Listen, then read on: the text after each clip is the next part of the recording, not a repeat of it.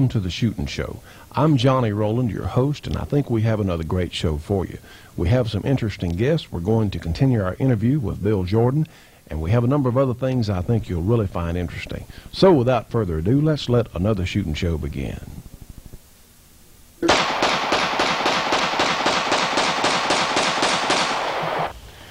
Friends, in my right hand, I'm holding the little Astra A70, and to give you an idea of just what a small gun it is, I have a Ruger SP101, which you'll see on another segment. In fact, we're not going to test it here today, but this is a small handgun. It has a 2 1/4 inch or so barrel, and you can see they're very similar. In fact, these two guns are two of the most potent packages for their size that I'm aware of. You have, of course, the 9-shot 9mm Astra A70, and of course this Ruger SP101 is in .357 Magnum, and believe me, this gun gets its own segment at another time. But what we're going to look at today, of course, is the little Astra, and you can see it's about the same size, I suppose, as our Colt officer's model, or maybe even a little bit smaller. It is really a small handgun to be in the full charge 9mm chambering. Now what we have, it is a single action. That means that, of course, the hammer must be cocked. The trigger will not cock the hammer. You have to do that yourself or do it by cycling the slide. And it has a safety comparable to the 1911 Colt. Now this gun does not have a grip safety on the back strap such as our 1911. And as we saw a moment ago, since you don't have that grip safety, personally, I would prefer to carry this little gun, one with the, you can carry it with the chamber empty and hammer down, or the hammer down, and of course the safety won't come on, but if you want to carry a live round in the chamber, having this gun cocked and the safety on makes me just a little bit nervous, because since you don't have that grip safety.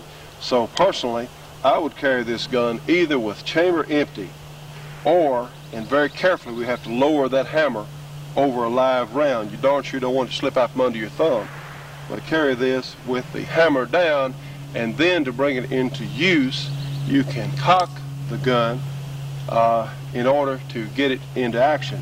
Now out here on the range, between shooting sessions, then if it's cocked, I will then apply the safety, of course, for safety's sake.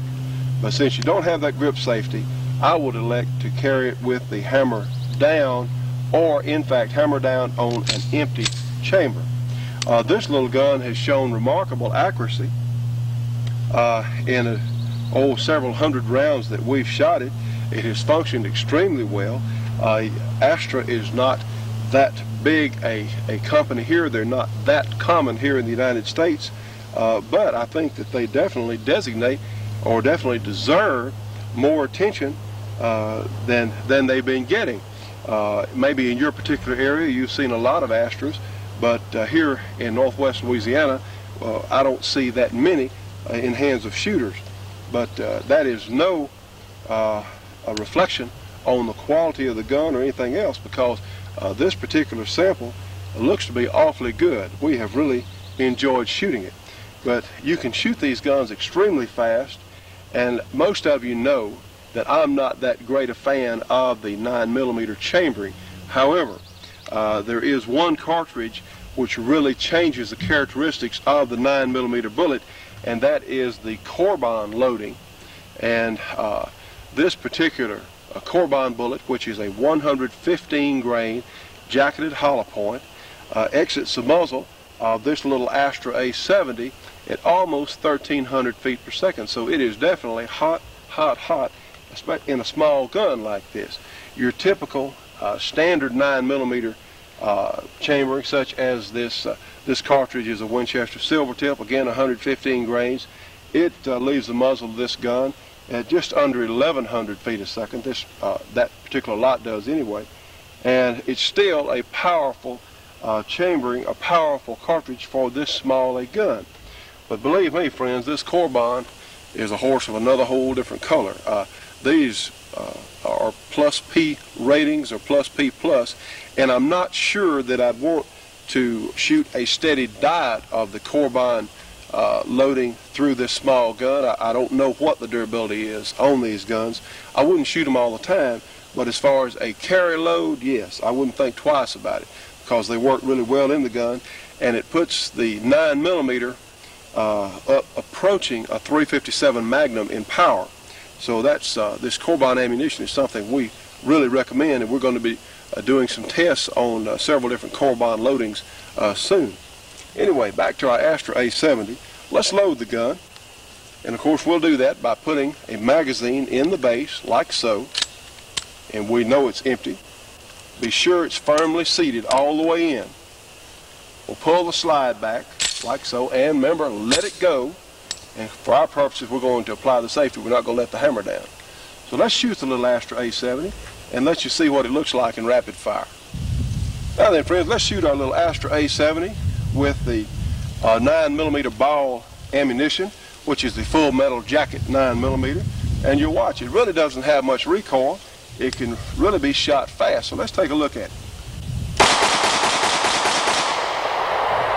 Well, that's a pretty fast 8 shots. And of course the slide's locked back. It has told us it is ready to be reloaded.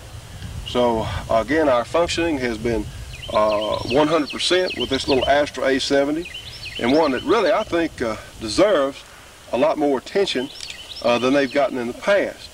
So it's one that I can recommend, at least from my experience with this gun, one that I can recommend completely. So let's shoot some steel targets with it and let you look at it. Now friends, I was saying a moment ago, this little Astra A70 is definitely a serious handgun. It would be an excellent backup gun, but I tell you what, it's not a bad first gun once you become familiar with how it works. Well, let's shoot our steel targets here.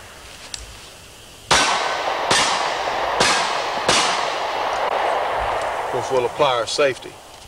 The Astra A70 and 9mm, an all steel gun, steel frame, steel slide, performs very well for us, and one that you probably should take a look at if you're looking for a small but powerful semi-automatic pistol.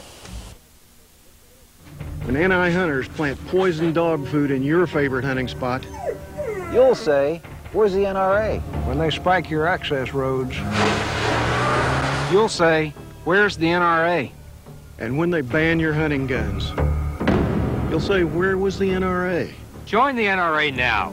Protect your hunting heritage and defeat the anti-hunting agenda. When they close the seasons in your hunting lands, you'll say, where's the NRA? Help protect the hunter's heritage of wildlife conservation. Join the NRA. Call now and get a year of great magazines, a no-fee Visa card, a Hunter Orange NRA cap, special insurance benefits, plus access to world-class hunter safety and skills training. You see, when hunting is gone forever, your son won't ask, where was the NRA? He'll ask, where were you? Where were you? Where were you? Where were you? So come on, join the NRA now. Now friends, what we have, and of course we're trying to feature more and more women because we have a lot of women who watch our program each week, and certainly for instruction, because a lot of women now are buying guns and handguns especially, and they don't know where to go and get instruction. So from time to time we're going to be doing things with women, because you know what, you ladies out there, you can shoot guns just as well as the men can, in some cases a lot better. You know, typically women and kids are a lot easier to teach than a lot of men are, because men have the John Wayne, and I'm a great fan of John Wayne, nobody write me on that. I'm a great fan of John Wayne. However, a lot of men have what we call the John Wayne syndrome of thinking that a man ought to be born knowing how to shoot a gun. Well, believe me, shooting a firearm has nothing to do with anyone's gender or their manhood or anything else. It's simply a matter of skill and training and paying attention. And you know, many times women, they're used to working in the kitchen. They handle sharp knives. Those that work at the office are used to working on computers and typewriters and things. They have excellent dexterity in their fingers and hands. So women typically are easy to teach how to shoot a gun. Now you'll notice, of course, you know me, I've always got eye protection and hearing protection here on the range, and that's something that we need to do every time we go and shoot, because gunfire, especially out of handguns, on a continuing basis, will decrease your hearing ability. So all of us you know, you don't want to come to the range and go home hurting in your ears or your eyes or anywhere else for that matter. So Tricia has already put her earmuffs on, and she has safety glasses, and she's going to be shooting a new Smith & Wesson 617 today. And we do thank our good friends at Smith & Wesson. We're in their gun loan program, and they do furnish us with firearms to be tested and used on our program, and we do appreciate that. They're some fine people. So Tricia, what we're going to do is, this is a new gun to you. You haven't shot this particular gun before. Now, previously you have shot a semi-automatic pistol, a couple of different kinds, and I think one revolver. So our drill is going to be the same. Now, we've already run through our dry firing practice, and since this is a 22, we're not going to dry fire a 22 caliber revolver. But our mechanics remain the same. We're going to point the gun at the target. We're going to find our front sight in the center of our rear sight here. And friends, let me tell you what, many times when a new shooter is starting out, let's don't put the target out at 25 yards. And the majority of the time when a lady would have to defend herself, it's going to be closer than this. So let's let a new shooter start up close somewhere so they can see where they're hitting on the target. Now then, friends, Tricia is right-handed, so she's going to take the gun, of course, in her right hand. She's going to push with her right hand, and she's going to gently but firmly pull back with her left hand. And it's placed right underneath the gun, and I believe it's going to be a comfortable shooting stance for her. Now then, Tricia, hold it out. All right, now then, put your finger on the trigger. Okay, you're going to have shifter right. That's okay, we can edit.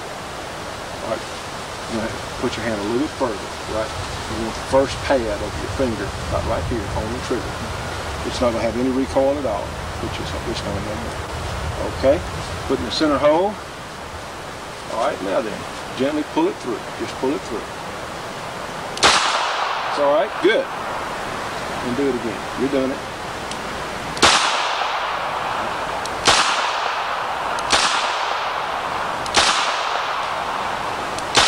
Good.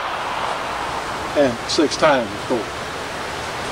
And of course, she had one out of the circle, but it's still a good hit. And this is the first time that she had ever picked that gun up. You see, ladies, you can do it. And in other segments, we're going to be moving on to different ranges. But the 22 is such a great gun to start with. It is not intimidating. It didn't hurt your ears or your hands. And it's such a great gun to train and teach people with. And believe me, with the hollow point or like Stinger, CCI Stingers in these guns, they become pretty effective defensive guns if that's what you need them for. Because remember that old saying, a hit with a 22 beats a miss with a 50 Browning. So Tricia, we appreciate you coming down today. And I tell you what, I think you're enjoying. We had her shoot a 44 Magnum a little earlier, and I think she liked it. She jumped a little bit, but I think she really enjoyed it. Thank you, John. Stay tuned for more of the Shootin' Show after this break for your local cable company or television station.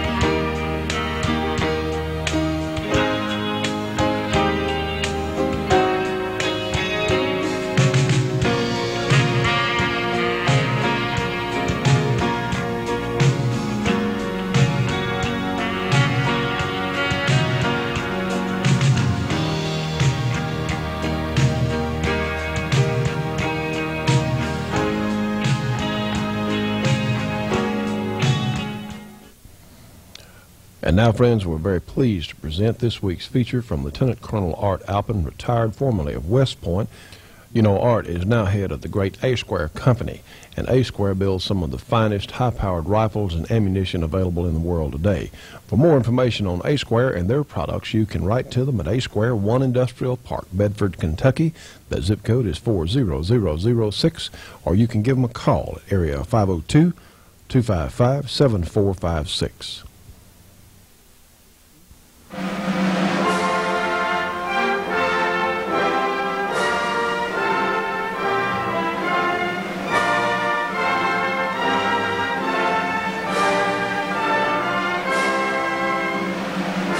In the 21 years between the world wars, many nations devoted a great deal of effort to new machine gun designs. Their hope was to have a machine gun that would be more mobile than the water-cooled and yet give up as few of its advantages as possible. I do not want to cover the history of weapons development during those 21 years. Instead, I'll compare two designs, the MG-34 and the BAR. I'll cover the characteristics which resulted from their design and then show how each army incorporated that weapon into its tactical organization and doctrine. According to this chart, one would say that the MG-34, with its higher volume of fire, is obviously the superior weapon. Well, I'm not so sure. Let's take a look. This is the German MG-34. It weighs 26.5 pounds and can be carried by one man. It feeds from this metallic, non-disintegrating belt.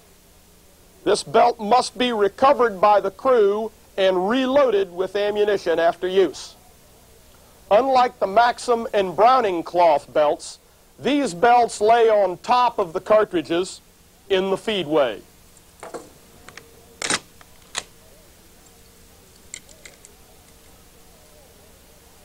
The bolt drives the cartridge forward, down, and out of the belt into the chamber. The weapon operates on the short recoil principle, which you have seen before. It does not have water cooling, so it employs two other things in order to dissipate the heat generated by sustained fire. First, it fires from the open bolt so that when the weapon is not actually firing, air can circulate through the barrel.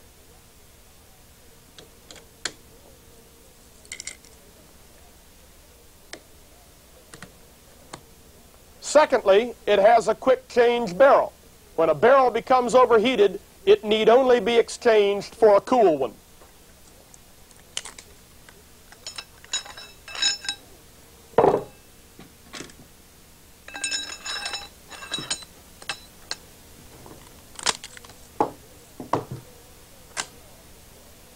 The MG-34 and BAR will make the same target run.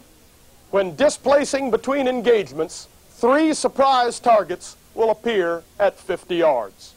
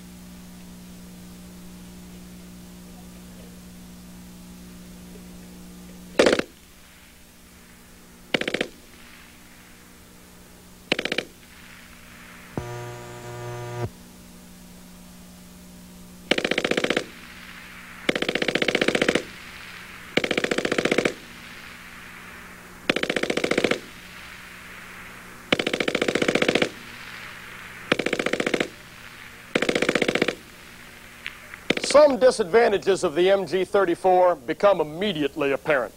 Though the weapon can be carried by one man, it is not single-man portable. That high volume of fire is predicated upon the quick-change barrel for dissipation of heat. There has to be an assistant gunner for carrying spare barrels in the spare parts kit. At the volume of fire shown on the chart, the crew has to change the barrel once every minute. Since it consumes more ammunition, an ammo bearer is needed. It takes a while for the crew to get the weapon into and out of position. You saw the confusion as the emergency targets were initially engaged by the assistant gunner with his rifle. He knew the machine gun simply couldn't open fire in time. Since our targets don't actually kill people, the crew then went ahead and engaged them with the MG-34. This weapon can be fired in an emergency, as you see in this photograph. I'm not so sure, however, that I would like to be the assistant gunner who carries it over my shoulder while the gunner behind me blazes away. The MG-34 was difficult to control. You should have noticed that it had a large beaten zone. The extremely high cyclic rate, over 800 rounds per minute, does not help this. Since it is a short recoil weapon, nearly 1/3 the weight of the weapon is moving after every shot, making it even more difficult to control and recoil. However, this is what the German wanted, for in the squad he saw the MG-34 as an area suppression weapon. Another disadvantage of its high cyclic rate is that the part velocity is higher.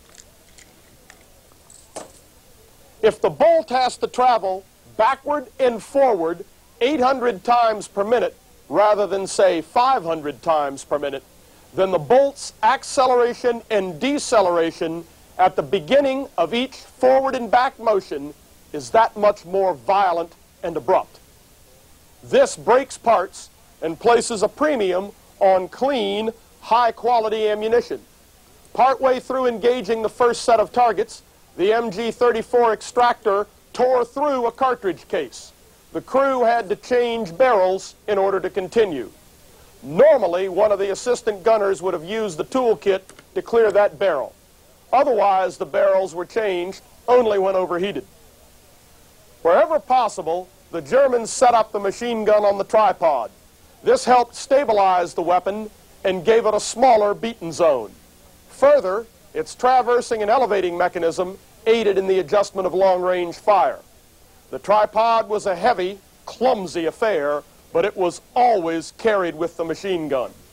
You do not see German combat photography of the MG-34 without a tripod or an observer with binoculars to assist in the adjustment of long-range fire. This is the proper way to employ a crew-served weapon. The gunner adjusts sights, aims, and fires the weapon, and the assistant gunner keeps it working. Somebody else must spot the fall of the rounds. Without this, the effective range of the machine gun is no more than 1,000 yards. Secondly, you will never see German soldiers carrying belts of machine gun ammunition festooned across their chests like the Frito Bandito. They always carried their ammunition in the can and fed it directly from the can into the machine gun. This kept the ammo clean and the belts free of rust and was essential for reliable operation. The MG-34 pays a price for its volume of fire. With its spare barrels and tripod, it weighs roughly 3/4 what a water-cooled machine gun weighed. It is slow to place in position. It still takes a 4-man crew to carry it and extract from it its potential volume of fire and combat range. To a German, none of this was a disadvantage.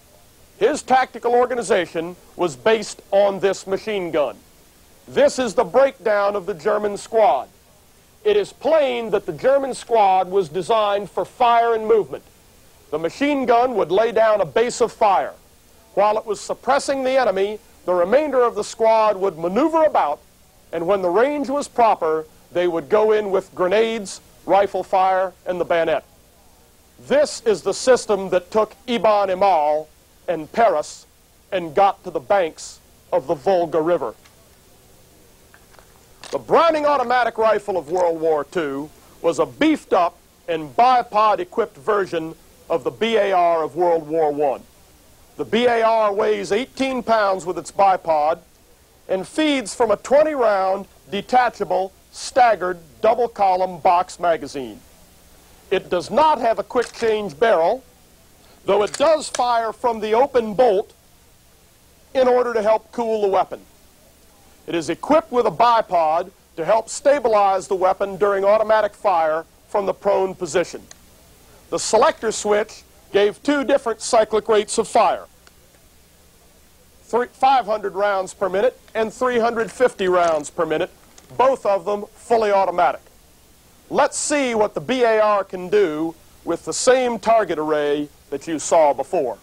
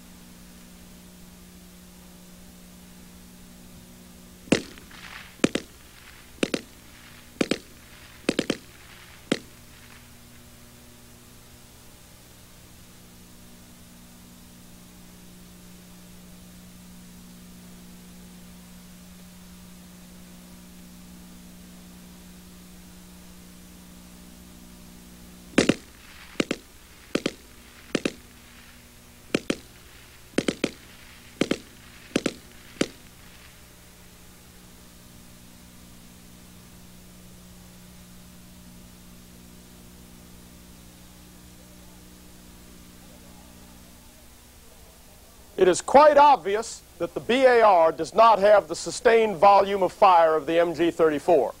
However, a couple of other things are equally obvious. The BAR can truly be carried and operated by one man. The weapon can be put in action as fast as any individual infantryman's rifle. It is certainly as accurate as the MG34 when fired from the bipod. Its lower cyclic rate of fire and a few other characteristics reduce movement of the weapon during firing, and the beaten zone is relatively small. On a suppression target, the BAR was slightly less capable. A well-trained gunner could still put rounds in the target area and still kill or suppress the individuals there. However, he only had 20 rounds to do the job, and there was a distinct break in firing for changing magazines. Because it is a fixed barrel weapon, the volume of fire must be voluntarily held down. The weapon can be fired at more than 80 rounds per minute, but if it is, the barrel will rapidly overheat. Severe overheating burns out the barrel and may even warp the receiver. all of these disadvantages made little difference.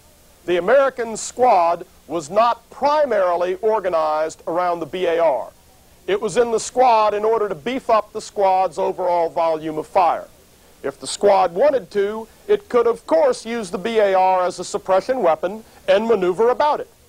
But the BAR was never really intended to operate separately from the remaining members of the squad and never intended as a general purpose weapon.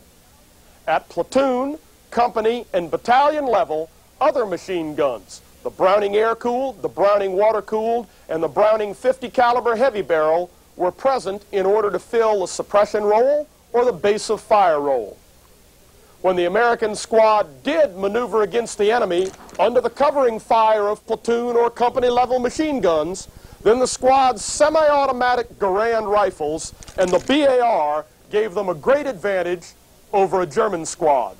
Not only was the squad's volume of fire much higher, but if the maneuvering squad was caught in a position where they needed long-range automatic fire, they still had a weapon that could get the job done. Each weapon, the BAR and the MG-34, had its own very unique set of characteristics, advantages, and disadvantages.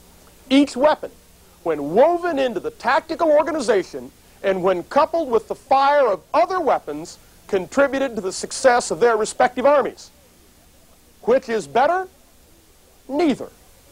The intelligent leader used these weapons in concert with his other weapons in order to make an unbeatable team. The design trade-offs which you saw here are not unlike the design trade-offs in weapons which you use today. The basic concepts for the use of these weapons have not changed. The German soldier properly employed his MG-34 during World War II, and the American properly employed his BAR. We expect the same of you today.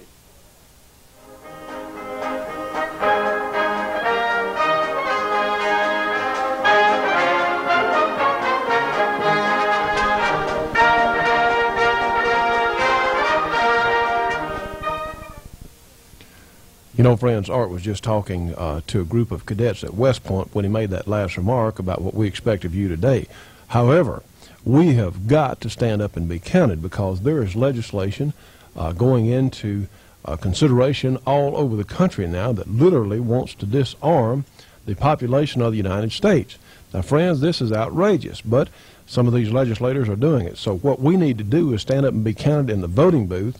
And we have got to start writing those letters to congressmen, to senators and representatives on a local and state level and national level. Friends, this is one time that we cannot leave a stone unturned. So right now we want to mention, please join the NRA if you're not a member. Make that call that counts. That number is 1-800-952-8700. And tell them you saw it on the Shootin' Show. The Shootin' Show will be right back after this break for your local cable company or television station.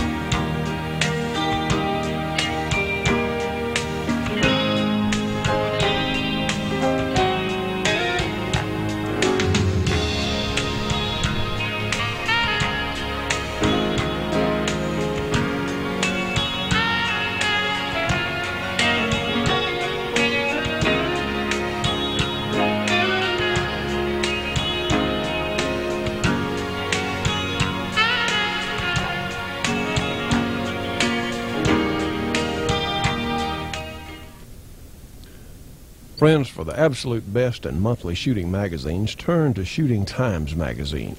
With all sorts of excellent features on handguns, rifles, shotguns, and black powder by some of your favorite gun writers, such as Dick Metcalf and Rick Jamison and Bill Jordan, just to name a few. Each month you'll find interesting articles on guns, shooting, reloading, and new products for the firearms industry, along with information on pending legislation of interest to all gun owners. For subscription information, call 1-800-727-4353. Shooting Times, the best there is. And speaking of Bill Jordan, the great writer who has written for a number of years for Shooting Times magazine, we're going to continue with some highlights of our interview recently with Bill Jordan. Certainly a hero to many of us out there who are gun enthusiasts, and one of my personal heroes and a good friend. Now, friends, you're seeing a picture of Bill Jordan with an African lion that he shot just a few years ago. It hadn't been that long, at about 12 feet. And he has the rifle handy, and he's going to show it to us and tell us that story on the line in just a moment. Now, Bill, this is the gun you shot that lion with. Is that correct? That's correct. Well, why don't you tell us what the gun is? Well, it's a Model 70, a pre-64 Model 70, which to you gun people that happen to be watching this would know what I'm talking about on it. And it had been in a 370, it was a 375 H&H caliber. I had it changed to a 375 Mashburn, which adds about 200 feet a second to the velocity of it, and then I thought it made a little better rifle. It's a very accurate rifle, and as you notice, it has a medium heavy barrel, and although it was a super grade to begin with, their super grade model, I had it restocked by Reinhard Fagen to fit me just a little bit better. And also I had the barrel chopped off because I got into a couple of little rucuses with buffalo where they were real close, and that long barrel felt like a fishing rod in my hand.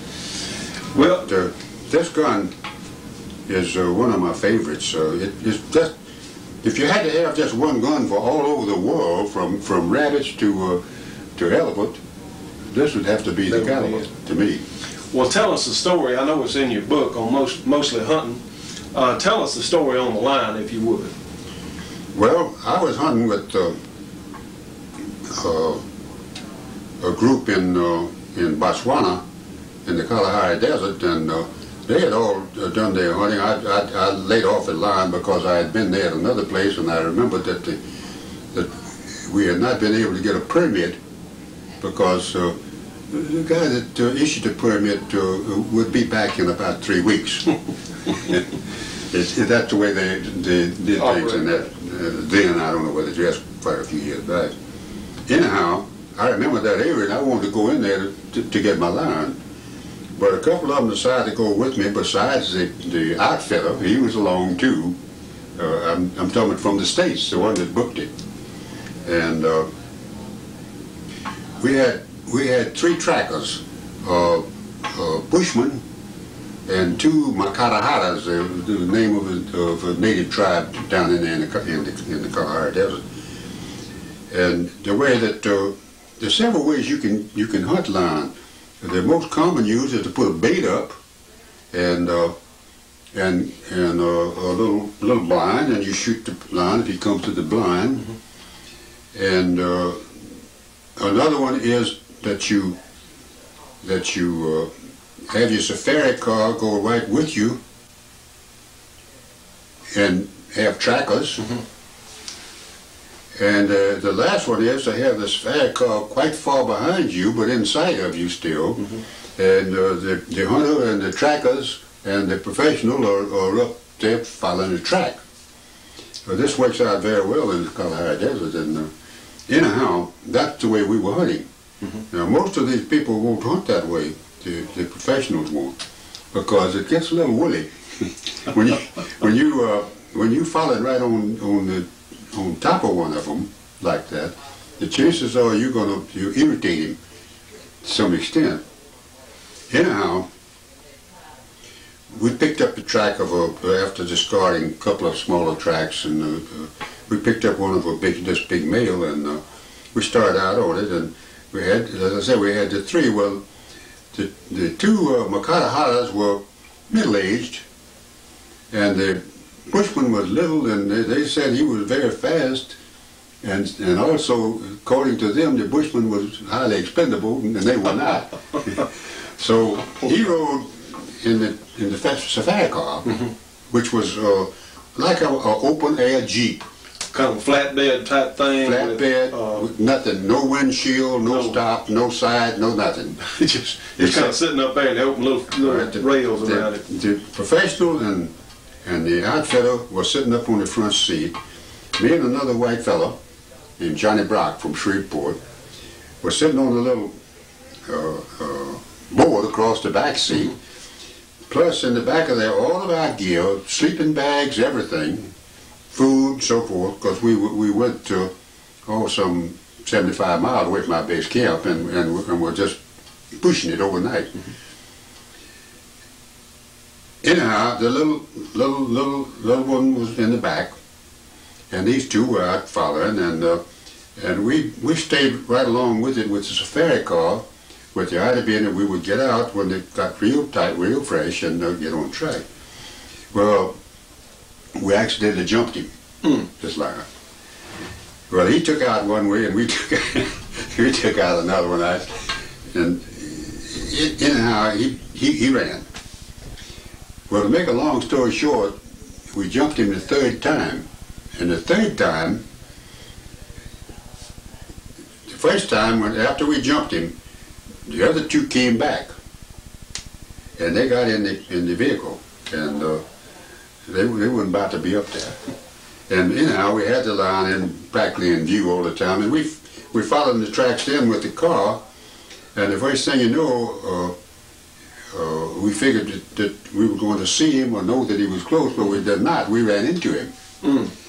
And he came from measured about 55 feet from out from under a bush, right, in a full charge.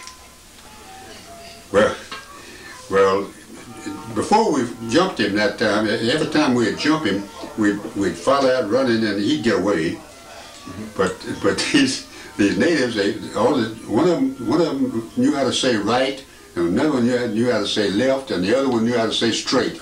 And they were yelling that. It was pandemonium. When the lion came, but the lion had gotten tired of being chased. He had enough of it. Lion was going to settle the score. He had enough. He had enough. That's and lion got a pretty short fuse anyhow. Anyhow, when he came, the professional slammed on the brakes. A big bedroll went over and took him down over the steering wheel where he was out of it completely. And I was on the right-hand side.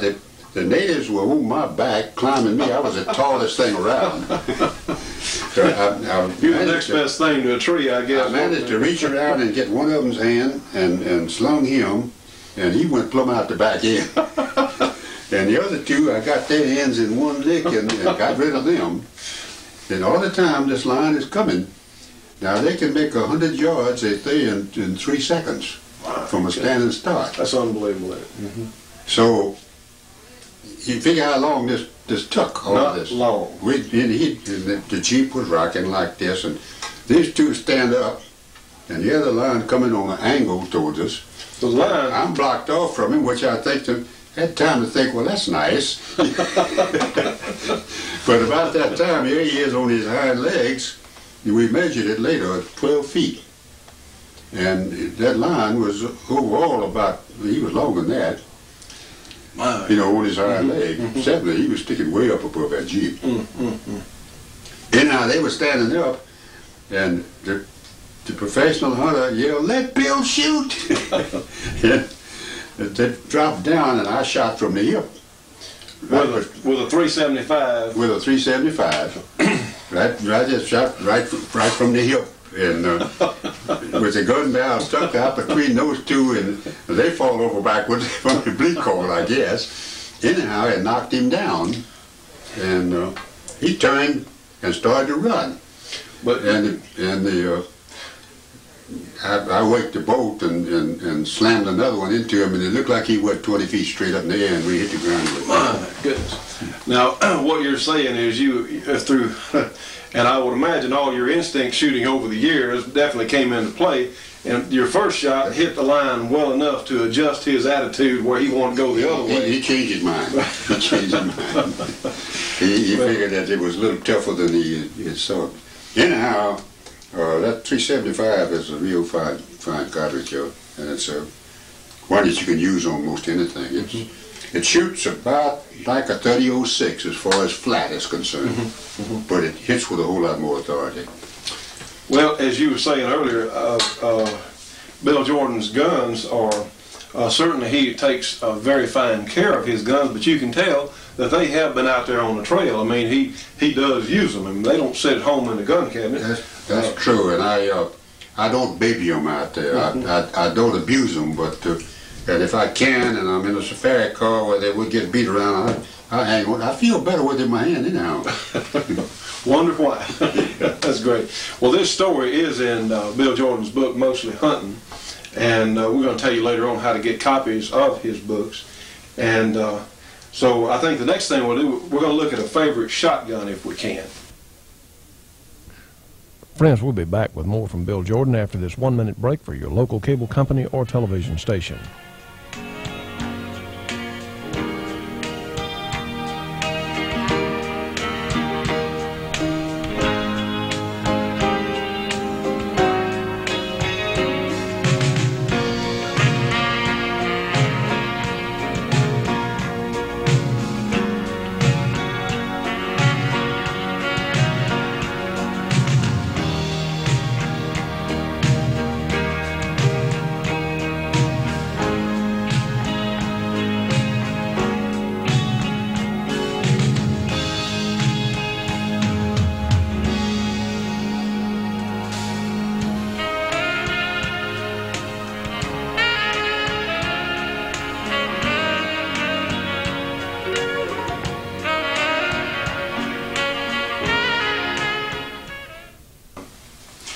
Well, sir, please tell us about this shotgun. In fact, you might also tell us where you got it. Well, Johnny, I don't think that I have to say anything to explain to anybody that's watching this who Elmer Keith was. And Elmer was my old buddy. He and I hunted together for a whole lot of years. We hunted elk together for 10 years, I know of, and every year in Colorado. But I was visiting at his home once, and he was showing me a whole. He had guns. He really had guns. Racked up like in leather cases, or you know, the regular custom leather cases, not saddle scabbards. Right. Under beds, all over the place. Double rifles of all and everything. And we went through them, of course, me admiring his guns, and. When we got through looking at them, he said, well, what do you think about them, old buddy? I said, they're all beautiful, but you know, there's just one of them in there that if I had my choice, I'd pick. He said, well, which one is that? I said, that little greener. He said, you like that little gun? And I said, I sure do. That is a beauty. And he handed over that to me. He said, shake hands, old friend, belongs to you. Well, yeah. Isn't that something? I'll tell you another story about Elmer. There are many stories about him that I could tell you, but the one that I really liked was the night that he got the Outstanding Handgun Award. He got the first one. And Elmer told me, he said, old friend says, stick by me. I just don't know what to say. I said, now Elmer, that's going to be the day when you don't know what to say. Because Elmer was a talker. He really could talk the horns off a billy goat. But he knew. But he knew what he was saying. Believe me, he wrote a big book. I forgot who the guy that went with him over there that published the book. But he told me something that I could have told him, that Elmer never kept notes. But he wrote in that book the time of day of every animal that they shot, what the weather was like, the temperature was like, the gun he had, the load that he used. And he said, this guy said, I took copious notes. I went back and checked him, and he was exactly right on every one of those, and all he had was in his head. So over a 2-month safari they were with him. So he had an unusual, like a photographic memory as far as absolutely, absolutely. Isn't that amazing? Fantastic memory. If it had anything to do with guns. And you know, something I want to mention since we're talking about Elmer Keith, Bill Jordan knew Elmer very well, and Elmer caught a lot of flack for writing up his 600-yard 44 Magnum pistol shot. And I believe I heard you say one time, if in fact Elmer Keith said it was so, well, it was. Is that correct? Well, what I said is that I know that Elmer Keith killed that animal at 600 yards because he told me that he did. Does that explain it? Well, I think that settles it pretty well. Okay. Well, that's great. Well, you know, a lot of people are not aware that you assisted Skeeter Skelton in becoming a gun writer. Well, not really. Not really. I helped him, though, to get with Shooting Times. Okay, with Shooting Times. Yeah. And we do want to say that the good folks at Shooting Times, Bill is still writing a column for Shooting Times magazine, and they're just terrific people, as both of us will agree on. But tell us a little bit about that, if you. Well, I had been doing a little bit of writing for Shooting Times, but they would ask me to write the other side of something that one of their writers was writing. I was in the Border Patrol. Oh, by the way, you said I was in the Border Patrol and came back to it once. Came back to it twice from the Marines. World War II and Korea. I was called up for both of those. So they liked you so well the first time they asked you to come back to the Marine Corps. They didn't ask me. They told me. It's a little different. Anyhow. Well, you know, let me ask you, how did you get started yourself in shooting and hunting? What was your first gun? My first gun was on my 8th birthday, a single-shot Winchester 22. Bolt action, you know. And it wasn't very long before, I was deadly with that thing. Because I never took a shot over 4 feet. I was real good at stalking and had absolutely nothing but time. And I would sneak up on a bird or a rabbit.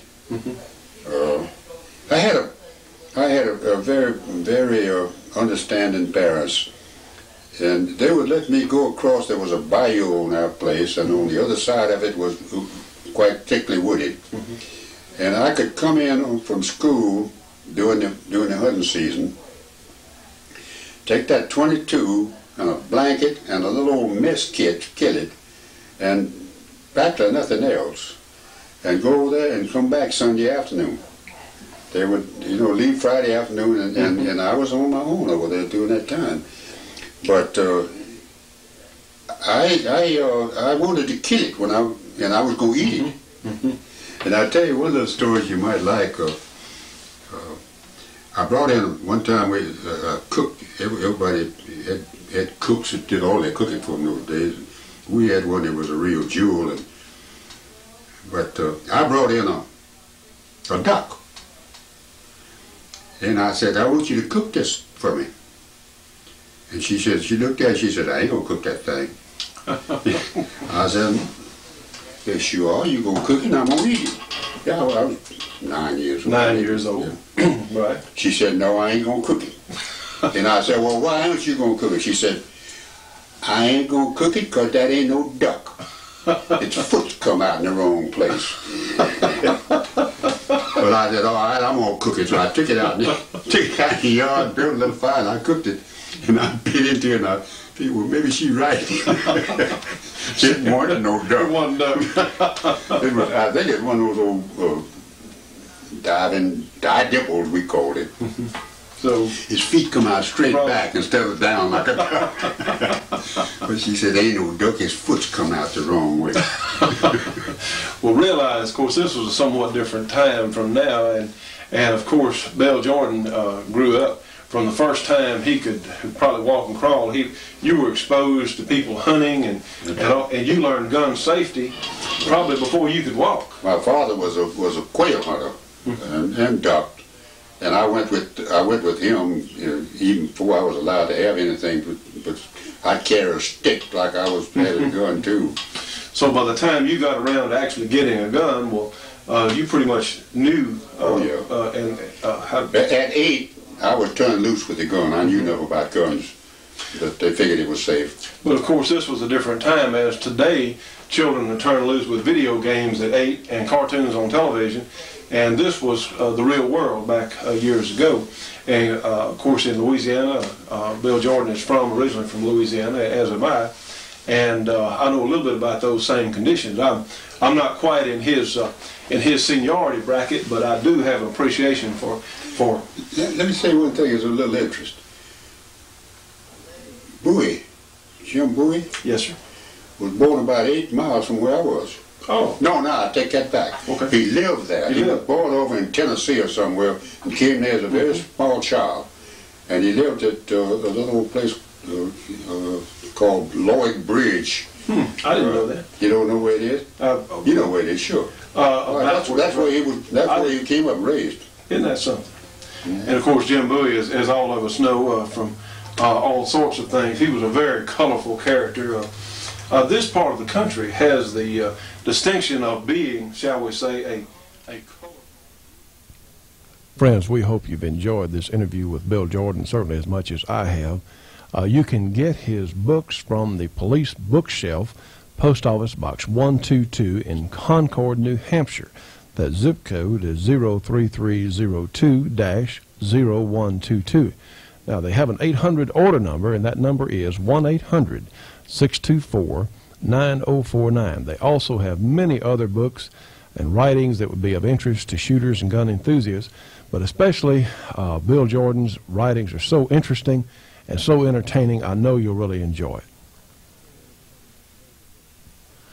Now, friends, we sure want to remind you about our good friends at Shotgun News. Post Office Box 669, Hastings, Nebraska. That zip code is 68902. Their phone number is area 402-463-4589. For MasterCard or Visa subscriptions only, 1-800-345-6923. You know, Shotgun News is the trading post for anything that shoots, published 3 times monthly. It's just a terrific bargain place as well as marketplace for firearms. If you don't presently get Shotgun News, we'll make this next on your list. That 800 number again for subscriptions only for MasterCard or Visa is 1-800-345-6923. Friends, this is Johnny Rowland. We hope you've enjoyed this week's program, and we look forward to seeing you again next week on The Shootin' Show.